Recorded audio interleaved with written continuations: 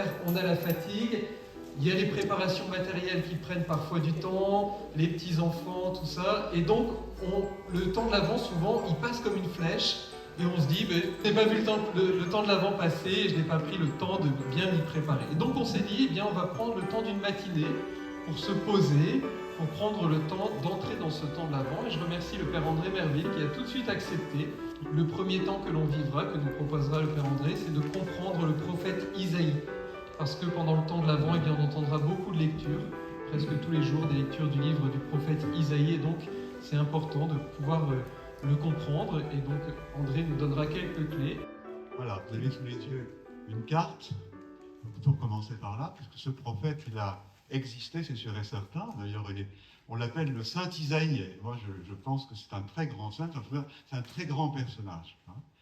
Et donc, l'époque, c'est une époque aussi qui, vous voyez, il y a deux flèches à repérer. Vous avez une flèche plus au nord, c'est le royaume d'Israël, et plus au sud, c'est le royaume de Juda. C'est important d'avoir en tête que la période dans laquelle va se situer le prophète Isaïe, c'est une période qui reste une guerre fratricide entre deux royaumes qui sont divisés, qui font la guerre. Voilà. Mais ça, c'est la réalité d'aujourd'hui. Ça n'a rien de changé. Et on va voir justement comment ces deux royaumes-là vont peu à peu évoluer. Une génération après, ils n'en feront plus qu'un. Il n'y aura plus qu'un royaume. Et donc, ça fait déjà partie de l'histoire d'Isaïe, puisqu'il va y contribuer beaucoup. Vous voyez, alors, il faut encore une deuxième chose importante à bien repérer, c'est que ces petits royaumes, pour le nord, la capitale, c'est Samarie, et pour le sud, c'est Jérusalem. Vous voyez que c'est vraiment des tout petits royaumes, noyés dans des grands empires. Alors, c'est assez étonnant de voir que ces deux petits royaumes ont émergé de tribus nomades, de gens qui étaient des pauvres et des esclaves. Et finalement, c'est très rapide parce qu'en 2 siècles, eh bien, ils sont sur une scène géopolitique. En 2 siècles, c'est rien du tout pour l'époque. Tout à coup, ils apparaissent tout à coup dans les archives, on commence à parler d'eux. Et voilà c'est ça ce mystère de petits qui sont tout à coup en train de jouer dans la cour des grands. Et ça ne va pas leur rendre service de jouer dans la cour des grands, on va le voir avec Isaïe. Et donc, dans cette présentation, il faut tout de même parler de l'Égypte, qui était aussi un lieu d'esclavage pour eux à un moment donné. Il faut parler de la Syrie, alors qui a été aussi une culture dominante pendant très longtemps, et qui va être relayée par la Babylonie, donc les Chaldéens qui vont prendre leur lait assez vite, mais aussi, il ne faut pas oublier la Médie et la Perse, qui vont jouer un très grand rôle. On le verra après dans l'histoire d'Israël, du peuple d'Israël. J'ai essayé de mettre le peu de choses possible dans cette carte, mais en même temps, c'est pas toujours bien. Alors, on va regarder d'abord la ligne du haut. Vous voyez, la ligne du haut, bien, ce sont les grands empires. D'abord l'Égypte à gauche. Vous avez la Syrie, avec comme roi Sennacherib. Vous avez la Babylonie avec comme roi Nabucodonosor. Vous avez la Perse, c'est pas encore le roi Cyrus, mais ça va arriver. Ensuite, on va avoir les Grecs avec Antiochus IV, et on aura Pompée, général romain, avec l'occupation romaine. Donc vous voyez qu'on passe de moins 740 à moins 63. Et vous avez que tout en bas, Isaïe va balayer toute cette époque. Vous allez me dire comment il fait, je vais vous expliquer. Mais il est présent dans toutes ces époques. Donc repérez bien que ce peuple-là a toujours été sous domination étrangère. Vous voyez, depuis la Syrie, de l'Égypte, jusqu'à le temps de Rome, de moins 740 à moins 63, ils vont être toujours sous domination. Et le plus étonnant, si je vous demandais la période où ils vont être les plus heureux, la domination qui sera la plus heureuse pour eux, grâce à Dieu, c'est la plus longue, elle est encadrée par un trait jaune, c'est la période de l'occupation des Perses. C'est cette occupation des Perses, parce qu'il y a très grande proximité entre la religion perse et cette religion qui est en train d'émerger. Ils vont beaucoup dialoguer ensemble. Et donc, c'est toujours un système d'assimilation-rejet. Israël va prendre dans cette religion ce qui est à prendre, et puis va rejeter de cette religion ce qui ne l'est pas, mais ce ne sera pas conflictuel avec les Perses. Par contre, avec les Grecs, ce sera conflictuel, avec les Romains, ce sera conflictuel, avec la Babylonie entre deux, et avec la Syrie, alors là, n'en parlons pas. Bon, c'est rapide. mais en même temps, vous voyez, il va se passer des choses. Il va se passer des choses et ça va commencer avec ce petit bonhomme que j'ai mis en jaune là, c'est Isaïe. Vous voyez, c'est tout petit, hein, mais c'est daté, hein, moins 740. Moins 740, donc c'est l'Isaïe historique. Qu'est-ce qu'on peut dire de lui? Ben, il va se présenter comme le fils d'Amos. Alors c'est important parce que les prophètes, ce sont des disciples, hein. C'est une transmission d'oracle, une transmission de pensée, une transmission de vie.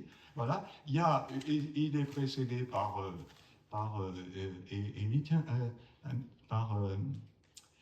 Amos. Hein. Amos, c'est celui qui a vraiment dit attention, la justice sociale, c'est important. Et si je vais poser un petit test pour voir si vous êtes bien présent là. Quel est le personnage le plus riche de la Bible? Jéthro. Jéthro. C'est le personnage qui vient juste avant. Alors le personnage le plus pauvre de la Bible. Alors on a parlé de Job, mais il y a encore mieux, il y a Jéhu. Jéhu. Beau-père de... Non, c'est juste pour voir si vous accrochez. Hein. Ah, ça va. Donc, ce petit personnage d'Isaïe, là, va marquer vraiment, va marquer très très fort par sa personnalité.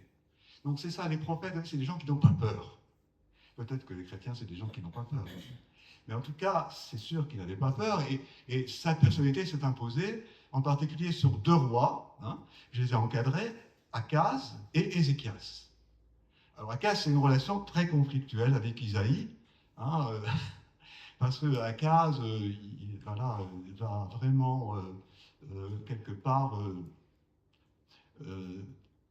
faire des alliances avec les dieux voisins. Vous voyez que le problème justement des alliances, c'est qu'un peuple, à cette époque, hein, c'est Dieu. Donc, faire une alliance avec un peuple, c'est faire alliance avec les dieux de ce peuple.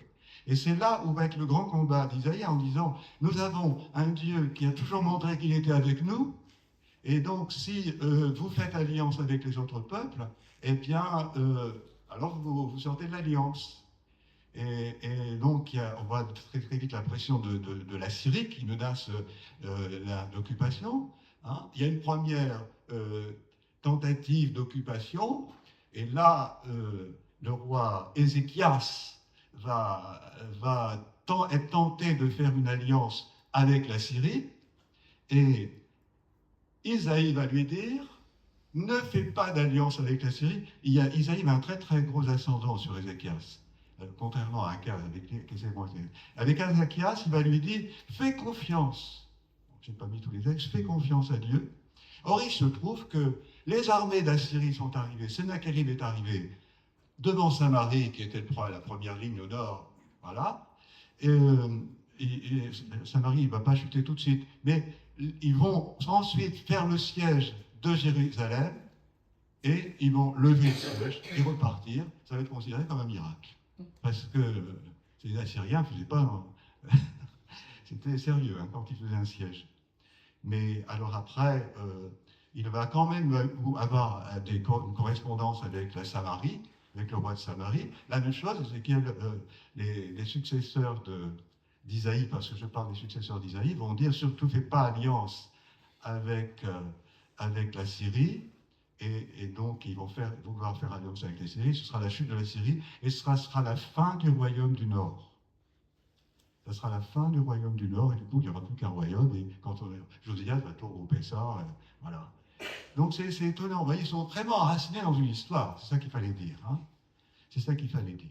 Alors après, au niveau des textes d'Isaïe, on va se focaliser sur la première période d'Isaïe, la seconde période d'Isaïe, parce que les textes que nous avons dans la liturgie sont les textes de ces deux périodes-là. Par contre, Isaïe 3, je n'en parlerai pas parce que c'est un Isaïe qui est tellement en avance que c'est un Isaïe pour les temps de Pâques et de Pentecôte. On est compte, Isaïe 3 a déjà une pensée qui correspond à ce que l'on va découvrir après Pâques. Je ferme la parenthèse. Là, évidemment, je ne pourrais pas tout dire, quoi, mais il y aura un petit débat. La dernière partie, rassurez-vous, ce sera plus dialogal. Hein. Alors maintenant, on rentre dans Isaïe. Isaïe, voilà, il y a une phrase très importante qui va être son fil, son leitmotiv. Marchons à la lumière du Seigneur. Marchons à la lumière du Seigneur. Donc aujourd'hui, les marches sont très à la mode, hein, aujourd'hui, pas mal, déjà. Comment marcher? Alors j'ai 3 questions pour ça. C'est d'abord comment marcher, d'où nous vient ce désir, et comment parvenir au but. Parce que si on marche, ça veut dire qu'on sait où on va. Si on marche, on va dans une direction. Et donc on cherche quelque chose. Et alors, là, tout de suite, je parle de saint Thomas, qui disait, mais finalement, qu'est-ce que les êtres humains cherchent? Ils cherchent tous le bonheur. Ils cherchent le bonheur. Voilà. Et alors, la question est de savoir, qu'est-ce que va être un bonheur durable? Et un des grands spirituels qui s'appelle Ignace d'Assia va dire, un bonheur durable, c'est cela qu'il faut rechercher. Et ce bonheur durable, c'est mon cœur profond qui peut le trouver, le désir profond. Vous voyez qu'on est déjà dans la spiritualité. Hein, voilà. Le cœur profond va nous renseigner sur la route parce qu'il va nous montrer vers quelle étoile on doit se diriger. Qu'est-ce qui nous rend vraiment heureux?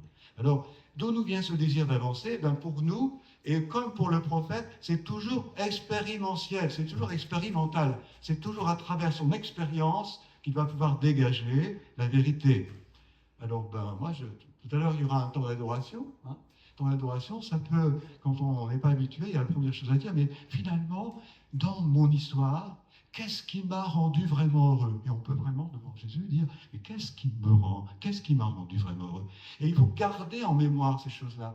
Parce que si vous ne gardez pas en mémoire des choses comme ça, vous serez complètement squatté par d'autres informations qui seront quand même plus nocives. Donc il faut protéger notre mémoire du bonheur. Protéger notre mémoire du bonheur. Voilà. Ensuite, il faut se remémorer donc des rencontres qui ont un parfum de bonheur. Voilà. Et alors maintenant, comment on va arriver au but? Comment on va nous arriver au but? Et c'est Isaïe qui nous renseigne. Alors, tous ces petits bonheurs sont déjà comme des petites flammes. Vous voyez, ici, on va avoir à la fin, on va commencer à rallumer le feu d'une nouvelle année. Des petites flammes qui vont se rallumer dans nos cœurs. Et en fait, ces petites-là, quand on va les relire, elles vont faire séquence, elles vont tracer la route. Elles vont tracer la route et on va se rendre compte que ce n'est pas incohérent, que peut-être justement il y a quelque chose, il y a une bienveillance qui plane sur nous et peut-être qu'on va commencer à entrer dans le mystère d'une présence. Je dis tout ça parce que du point de vue missionnaire, il faut faire tout ce chemin-là. Sinon, c'est du plaqué. Hein. Alors vous voyez que du coup, on passe de marchons à la lumière du Seigneur, et puis quand on sent que cette petite lumière elle habite notre cœur, on peut déjà sentir la présence du Seigneur. Et du coup, Isaïe, c'est ce qu'il nous dit. Le Seigneur est la lumière de mes pas. Celui à la lumière de qui je marchais, extérieur à moi, va devenir intérieur à moi. Mais c'est ce Dieu qui m'a créé qui éclaire ma route. Voilà. Première étape, marcher à la lumière du Seigneur pour découvrir que la lumière, c'est lui. Ensuite, Isaïe va les prophètes sont très réalistes. Hein, il va dénoncer des obstacles. Il ne va pas y aller de main morte. Il va dire, vous allez rencontrer des montagnes infranchissables. Vous allez rencontrer des ravins qui vont vous donner le vertige, et vous allez avoir des impasses qui vont vous obliger à faire des marches arrière et vous décourager. Voilà. Alors, qu'est-ce qu'on fait avec ça? Oui, qu'est-ce qu'on fait avec ça? Isaïe va là encore, il va encore pas y aller de main morte. Il va dire, les montagnes, d'abord le chemin, s'ils ne sont pas droits, il faut les faire droits. Les montagnes, il faut les niveler. Les ravins, il faut les combler. Ah, vous voyez, c'est ça les prophètes, hein? Alors, ce sont tous les obstacles, en fait, que nous rencontrons quand nous cherchons à nous approcher de Dieu, dit Isaïe. On va tomber sur des montagnes, on va tomber sur des ravins, on va tomber sur des indications qui vont être perdues. Alors, quels sont pour aujourd'hui ces détours? Ces détours où on ne sait plus quelle direction prendre parce qu'on est tiraillé de 36 côtés. Eh bien, ce sont finalement tout ce qui, dans notre vie, va être ressenti comme des égarements, des éparpillements. Vous savez, aujourd'hui, on est dedans. Hein. Donc, bien, vous voyez que le travail spirituel commence là. Il faut regarder un peu nos éparpillements, les pièces de puzzle qui sont dans tous les coins. Et pour chercher quelque chose dans votre maison, vous savez plus où vous l'avez mis, quoi. Mais dans votre tête ou dans votre cœur, c'est pareil. Ça, donc voilà, il va falloir faire de l'ordre. Et les montagnes, qu'est-ce que c'est? Les montagnes, c'est pas compliqué. Il suffit d'avoir une grève de gens qui font les ramassages de poubelles pour comprendre que les poubelles, c'est des encombrements. Mais les encombrements, ils ne sont pas d'abord dans les poubelles physiques, ils sont dans notre cœur, les encombrements. Aujourd'hui, vous savez ce que je veux dire. quand vous voyez déjà que les petits-enfants, ils sont déjà le cœur encombré par des choses incroyablement nocives, quoi. Et donc, c'est ça, Isaïe, hein, les encombrements. Et après, les ravins, qu'est-ce que c'est? Les ravins, c'est tout ce qui est vide, c'est le vide. C'est le vide. C'est-à-dire tout ce qui sonne creux, c'est-à-dire tout ce qui est superficiel. Donc on se rend bien compte, et comment les Chinois ils exploitent aujourd'hui hein, commercialement par des produits de très mauvaise qualité, nos réseaux, quoi. Comment? Et donc ce sont les points de lutte spirituelle par où il faut commencer. Les égarements, où est-ce que je suis finalement? Où est-ce que j'en suis? Les encombrements, mais finalement, il y a trop de choses dans ma vie. Il y a trop de choses dans ma vie. Alors, vous voyez, aujourd'hui, justement, trouver une sobriété heureuse, c'est pas rien. Hein. Alors là, du coup, je vais passer à l'étape suivante, c'est comment on va mettre ça en marche et est-ce que le bon Dieu peut faire quelque chose pour nous aider? Alors, dans un premier temps, Isaïe commence par nous dire, il faut que vous fassiez un travail au niveau humain. Au niveau humain. Voilà. S'il y a un cap à retrouver, il faut le chercher. S'il y a un déblaiement à faire, il faut le faire. S'il y a un retour à l'essentiel, il faut le faire. Et le bon Dieu nous fait l'honneur de le faire nous-mêmes, ce travail-là. Parce qu'on a une intelligence qui est créée à son image et qu'on peut très très bien faire le travail tout seul. Et qui permet effectivement de retrouver, comme disait le pape François, au niveau du respect de la création, eh bien une sobriété heureuse. Ça, voilà. Mais Isaïe va dire, quand vous n'en pourrez plus, levez les yeux vers moi, dit Dieu, et moi-même, alors dans ce cas-là, je descendrai vers vous pour être votre chemin. Eh bien, il faut faire tout ce qui est en notre pouvoir humain, et ensuite, Dieu pourra faire tout ce qui est en son pouvoir, et là, on va détailler ça. Hein. Comment s'effectue cette intervention de Dieu en concertation avec nos efforts, l'effort des fidèles, pardon, en concertation avec l'effort humain, ce ne sont même pas les fidèles. Alors, vous voyez, il y a deux parties dans mon tableau. Il y a ce que dit Isaïe, il y a un rejeton qui sort des racines, et il y a un souffle qui descend du ciel. Il y a un double mouvement, vous voyez, qui s'opère toujours. Il y a cet effort humain qui vient des racines, et quand on voit la nature, comment elle est capable parfois de casser des blocs de béton pour surgir, c'est ça qui est intéressant. C'est vraiment extraordinaire, ça. Hein. Et voilà. Et puis, hier, quelqu'un que je connaissais est passé comme ça, il y avait 20 ans qu'il n'avait pas vu, il venait me poser plein de questions, et il disait, mais vraiment, au niveau du boulot, mais c'est que de la rentabilité, finalement, moi je suis un pion. Et alors, je lui dis, comment tu fais? Il dit, ah ben écoute, moi j'ai fait un choix, hein, je privilégie la qualité des relations que j'ai avec mes collègues. Eh bien, on est dans ce travail-là, on est dans Isaïe. Effectivement, je disais, sa rencontre avec Dieu qui est en train de chercher, en fait, hein, on fait un beau temps hier pendant 2 heures, et c'est magnifique. Ça passe par là, les racines qui germent, et c'est merveilleux qu'il y a des blocs de pierre qui vont claquer. Voilà. Et puis en même temps, il y a le souffle de Dieu, mais le souffle de Dieu, il est discret. Parce que le souffle de Dieu épouse notre nature, il ne va pas la contrarier, tout ce qui doit être humain doit être fait à fond. Dieu respecte notre humanité. Mais en même temps, il y a Dieu qui va descendre. Alors c'est très beau parce qu'il y a l'image de la rosée dans les Égyptes parprise, comme une rosée. C'est avec beaucoup de douceur finalement. Et il y avait Saint Irénée qui disait, l'Esprit Saint, qu'est-ce que c'est? L'Esprit Saint, c'est l'apprivoisement que Dieu fait avec notre nature humaine, et c'est l'apprivoisement que notre nature humaine fait avec Dieu. L'apprivoisement.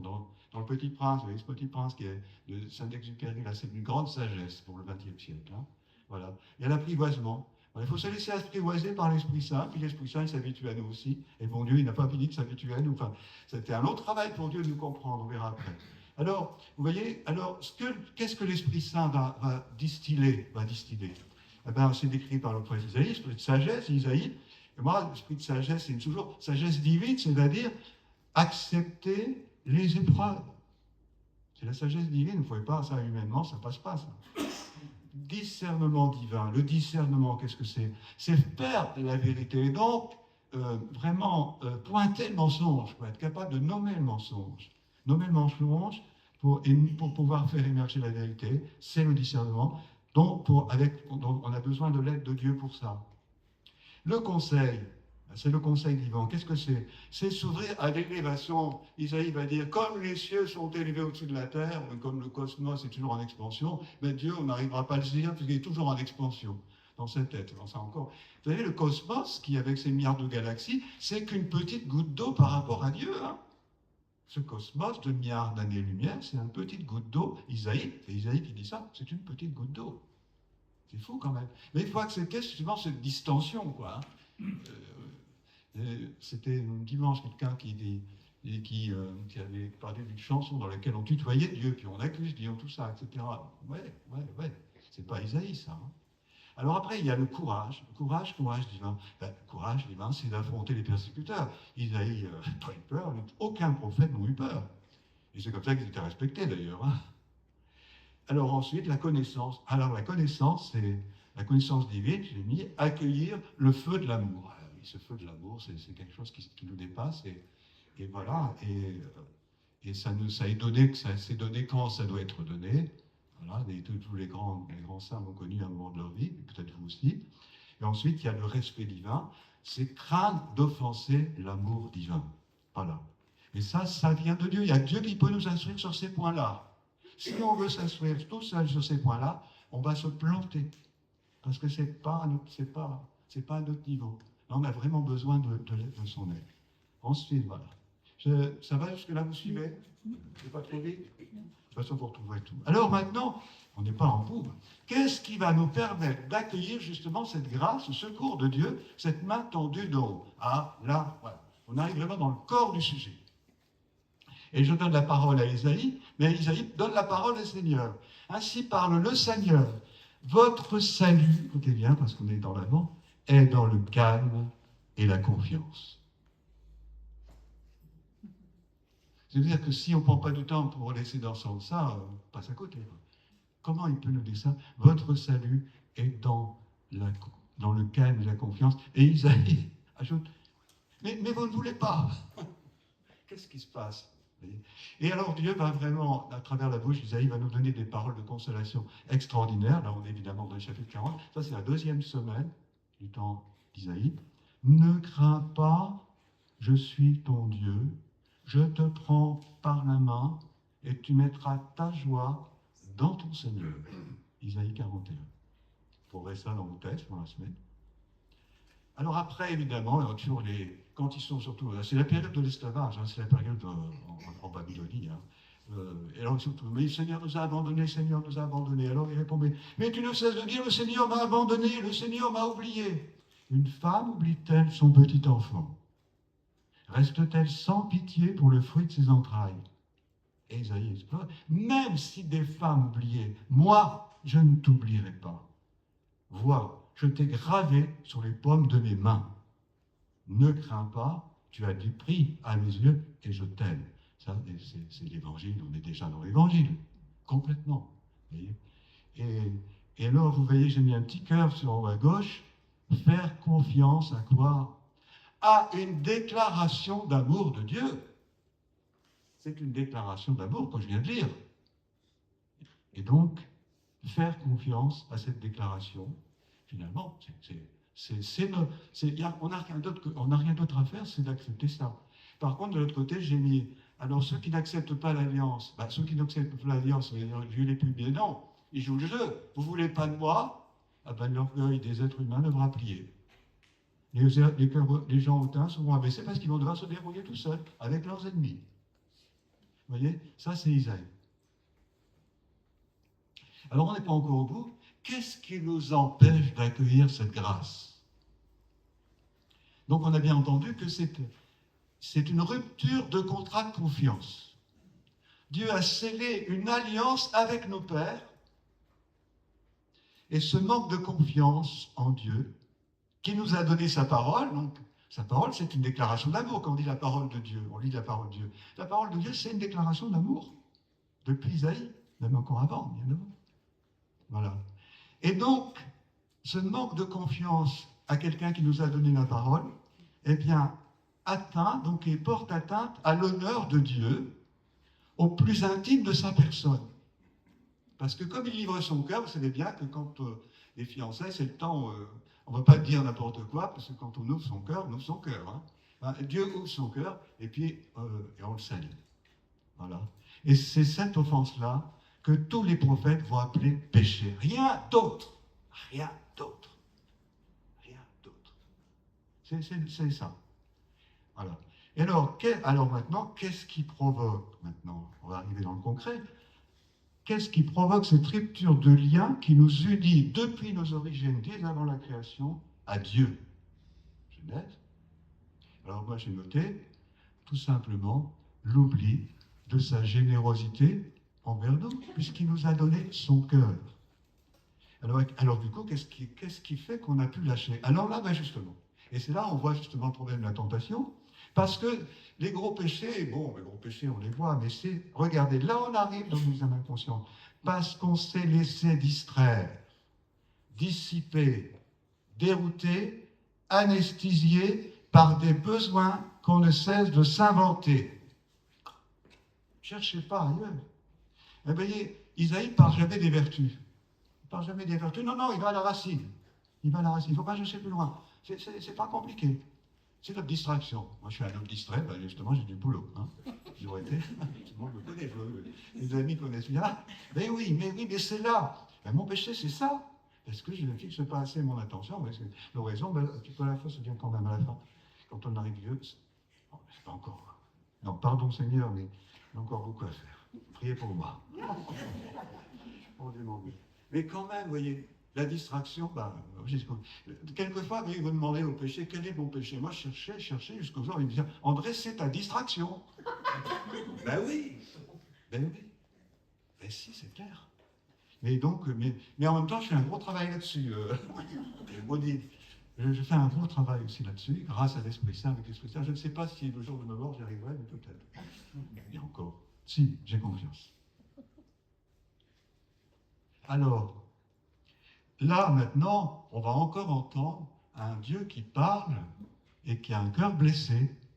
Et vous voyez que c'est un petit clin d'œil, parce que ça rebondira après pour la deuxième heure. Le Seigneur parle. Quand il parle avec son cœur. Hein. J'ai fait grandir des fils. Je les ai élevés.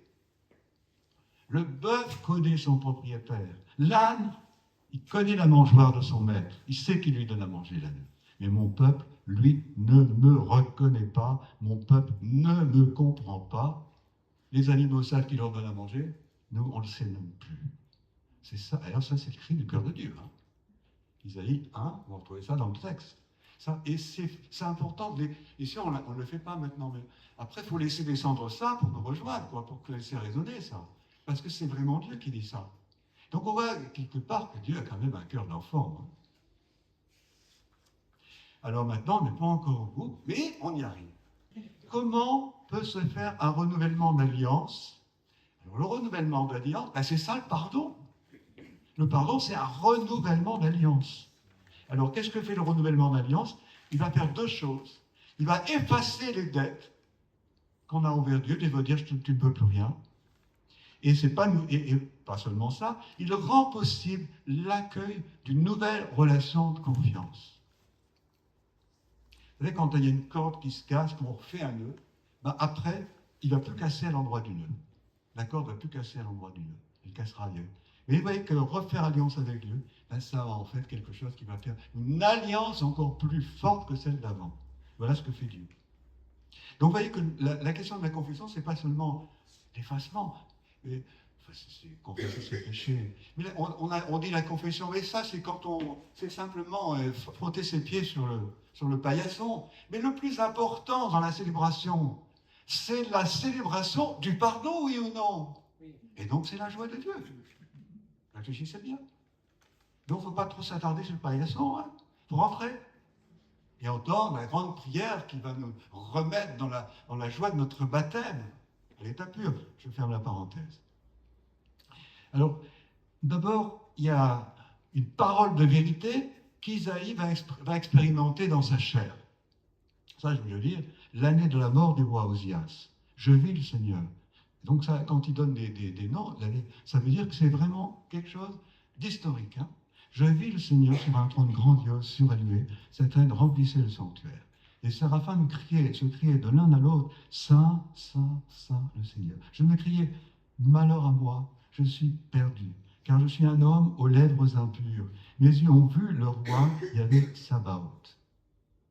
On ne saura pas, c'est une vision, on ne saura pas ce qui s'est passé entre lui et Dieu. Mais la vision, si vous voulez, cette vision de Dieu qui fait qu'il s'écrit « Je suis un homme perdu ». Parce que je vois que ce que je suis face à la sainteté, ça ne peut pas tenir.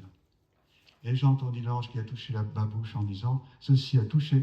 L'ange prend des pains sur l'autel, il m'en touche la bouche, il me dit « Ceci a touché tes lèvres, ta faute est effacée, ton péché est pardonné ». Ça c'est curieux parce que c'est un feu dévorant qui va toucher ses lèvres. Alors il va être marqué à vie, il ne pourra même plus parler. Bon, les lèvres, il doit plus, normalement, il ne peut plus avoir de lèvres, c'est comme le feu d'Isaïe. Ben non, pas du tout. C'est le mystère du feu de Dieu qui fait qu'en fait, sa visitation, c'est une visitation d'amour, simplement. Et du coup, la preuve, c'est qu'immédiatement, le Dieu dit, qui enverrai-je? Envoie-moi! Il se passe quelque chose de très, très étonnant. Voilà. Il se passe quelque chose de très étonnant. Alors, c'est quand même invraisemblable. Là, je vais me confesser après, rien. À toutes les messes du monde entier, depuis 2000 ans, on chante ce chant d'Isaïe. Tous les dimanches, tous les jours, partout, depuis 2000 ans, ce chant retentit. Donc, cette expérience personnelle que fait Isaïe, qui est devenue une expérience universelle depuis 2000 ans. C'est par là que Dieu se fait connaître. Comment va se faire la recomposition du peuple de l'Alliance? Alors, on est au niveau d'un peuple. Alors, voilà, j'ai résumé. Ceux qui accueilleront cette bonne nouvelle proclamée par le Seigneur à partir de sa propre expérience. Donc, là, on sort d'une chrétienté pour entrer dans une religion où on a un choix personnel à faire, nécessairement, et en profondeur. Vous voyez, c'est qu'il va falloir se laisser soi-même toucher par ce que nous racontent les témoins comme Isaïe, qui ont été visités par cette force de Dieu. Et alors, Isaïe toute l'école d'Isaïe, parce que l'école d'Isaïe, ça va se transmettre, ils vont faire un constat, ce sont toujours des petits, des âmes, des personnes éprouvées qui vont le plus vite tressaillir dans leur cœur au témoignage donné par les prophètes. Ça, c'est une règle. Ça nous donne une indication importante, vous voyez. Il faut quand même, voilà. Et le cœur hautain, ils ne sont pas prêts pour l'instant, Et c'est alors ensuite cette poignée de pauvres quand ils auront reçu ce message, ils vont pouvoir mettre toute leur confiance en Dieu. Voilà. Et ils vont s'enraciner toujours plus dans le cœur de Dieu, de génération en génération. Donc on va avoir une tradition qui va se faire à l'intérieur de cette grande histoire du peuple de Dieu. On va avoir un peuple qu'on va appeler le peuple des petits restes, du petit reste. C'est Isaïe qui a le premier l'expression. Isaïe est le premier appelé petit reste, ce à partir duquel l'attente d'un sauveur va se faire de plus en plus intense, c'est-à-dire de quelqu'un, alors on va voir, qui serait vraiment le vrai représentant de Dieu. Et alors, il avait déjà le premier Isaïe dit, mais ça sera une petite vierge, quoi. Alors, le mot vierge n'a pas la signification spirituelle qu'on lui donne aujourd'hui, mais qu'on lui donnera dans le troisième Isaïe. C'est simplement une femme qui n'a pas encore eu d'enfant. Et voilà. Il sera enfanté par une vierge. Elle sera la fine fleur, alors là c'est le troisième Isaïe. Elle sera la fine fleur des disciples de cette spiritualité des Anawim. Les Anawim, c'est les petits. Voilà, les Anawim, vivant humbles et cachés, précieux au cœur de Dieu. C'est-à-dire, eux, ils ne laissent pas de traces dans l'histoire. Ils ne laissent pas de traces dans l'histoire, mais ils sont là, et ils seront au rendez-vous à Noël. Voilà. Cette vierge, alors, elle sera la fine fleur, et cette vierge qui mettra toute sa confiance en Dieu ne s'appartiendra plus, toute offerte à son Dieu, qui pourra alors se donner totalement à elle et venir naître dans notre chair. Dieu, désormais, prophétie d'Isaïe 1, sera avec nous, Emmanuel, et ce sera accompli. Là, on arrive au bout de l'histoire. On est au bout d'Isaïe. Vous voyez? Alors le premier, c'est quand même extraordinaire, parce que le premier Isaïe, c'est 6 siècles avant. 6 siècles avant, il a dans le cœur, un jour il y aura un roi qui naîtra, et il pense que c'est le fils d'Ézéchias. Hein. Il va vite déçu. Et puis en plus, au début, Ézéchias, il écoutait, puis à la fin, il n'écoutera plus. Et c'est comme ça que peu à peu, cette attente, elle va grandir. Jusqu'à ce qu'on comprenne que c'est Dieu lui-même qui sera notre berger. Ça, c'est Isaïe aussi. Dieu lui-même sera notre berger. On va quitter cette salle en silence, on va exposer le Saint-Sacrement, et là, je vous donne quelque chose à faire. Hein. La première, c'est de se dire, ce Dieu qui est là dans l'hostie, c'est un feu ardent. Donc, on fait un acte de foi, j'aime des choses, ça. Et après, la deuxième chose à faire, si vous voulez, c'est revisitons notre mémoire, avec un exercice pratique. Vous allez d'abord essayer de penser aux cadeaux que vous allez acheter pendant ce mois. Qu'est-ce que vous allez préparer comme repas de Noël? Qu'est-ce que vous allez offrir aux personnes que vous invitez? Alors, vous allez les passer sous le regard de Dieu. Vous allez faire passer toutes ces personnes sous le regard de Dieu. Vous voyez, c'est des personnes qui nous sont plus chères. Qu'est-ce que je vais pouvoir leur offrir? Qu'est-ce que je vais pouvoir leur faire comprendre? Et lorsque le Seigneur et son Esprit vont vous faire comprendre, c'est de vous faire comprendre exactement où en sont vos enfants dans leur chemin vers Dieu. Si on a lu Isaïe, on verra qu'ils sont quelque part. Et donc, vous demandez la grâce de les voir comme Dieu les voit. Comme Dieu les voit, c'est-à-dire là où ils sont. Là où ils sont. Pas là où on rêve qu'ils soient. Faut chasser ça, là où ils sont. Et là, peut-être, vous allez voir. Donc, vous demandez au Seigneur de les voir beaux, forcément. De les voir beaux. Mais de découvrir, justement, le désir profond que Dieu met en eux, voilà, pour que vous puissiez ajuster vos menus, vos cadeaux, vos paroles que vous allez dire, à ce qui va les toucher du fond du cœur. Et ça va marcher.